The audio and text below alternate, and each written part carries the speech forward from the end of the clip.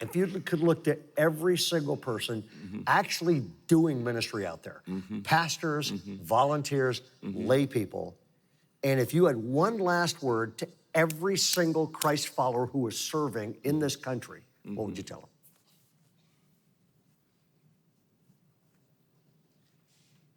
Never stop learning, never compare yourself, and never give up.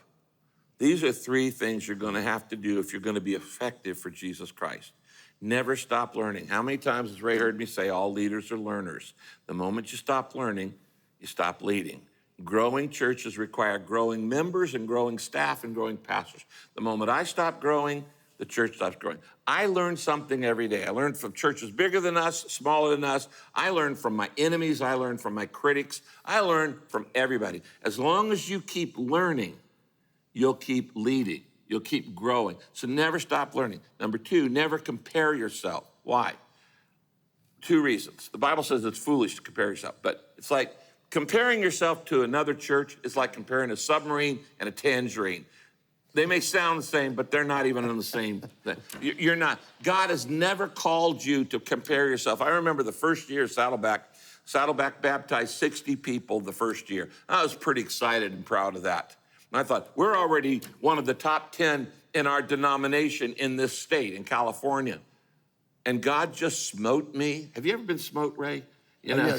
Yeah. Well, God just smote me and said, I never called you to compare yourself because you'll be satisfied with comparison. Don't do that. And so I've never picked up an annual since then and looked and compared the statistics. Why? Never compare yourself. You'll always find somebody who's doing a better job than you and you get discouraged. Or number two, you always find somebody you're doing a better job than and you get full of pride. Yep. Either way, you're dead in the water. Yep. So pride and discouragement both take you out of the game. Never stop learning and never compare yourself. That's dumb. And then never give up. I have in my backyard, I grow bamboo around a pool because I lived in Japan as a missionary, planted a church there many years ago before I started Saddleback. Bamboo is an interesting thing. You cut it in a little piece. Here's how you plant bamboo. You cut a piece of it, cut it in half, and you bury it in the ground, and you water it for a year, and nothing happens. You water it the second year, nothing happens. You water it the third, fourth year, nothing happens. You water it the fifth and sixth year, nothing happens. You water it the seventh year, and on the seventh year, after no growth for 7 years, it sprouts. Oh, wow. But when it sprouts, bamboo grows incredibly fast. In fact, some bamboo can go 3 feet, a full yard, overnight, and can grow up to 9 feet. Some bamboo can grow 9 feet in a week, and it just explodes with growth when it explodes.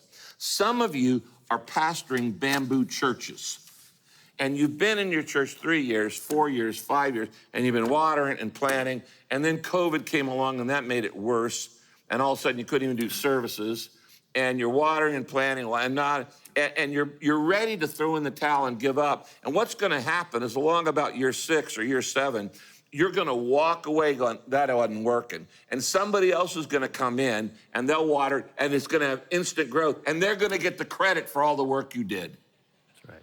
Don't do it. Read my lips. Never, never, never, never, never give up. You never know if just around the corner is the answer, is the solution. Hang in there. We need you to finish well. We need you to, your ministry matters. The kingdom has nothing to do with size, has everything to do with when God puts you in the ministry, you stay put until he chooses to move you.